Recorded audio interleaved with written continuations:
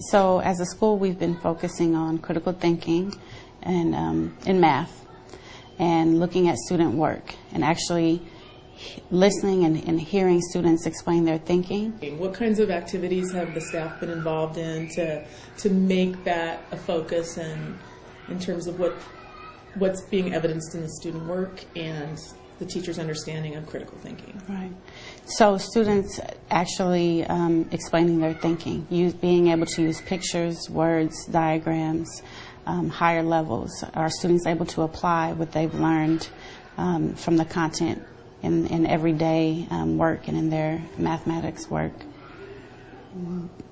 How is this different than the focus from previous years?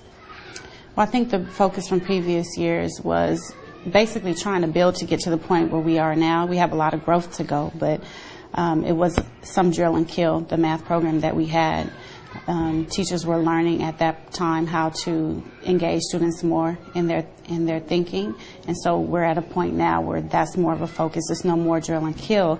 It's more based on content knowledge and how are students able to understand the mathematics, how are they able to explain the mathematics. What have you seen as a result of mathematical professional development in your teachers?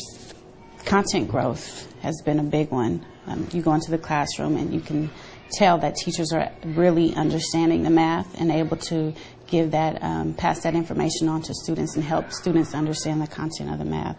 I've also seen a shift in pedagogy. The approaches that teachers are using are more engaging for the students. There's a lot of research-based practices that foster inquiry for our students.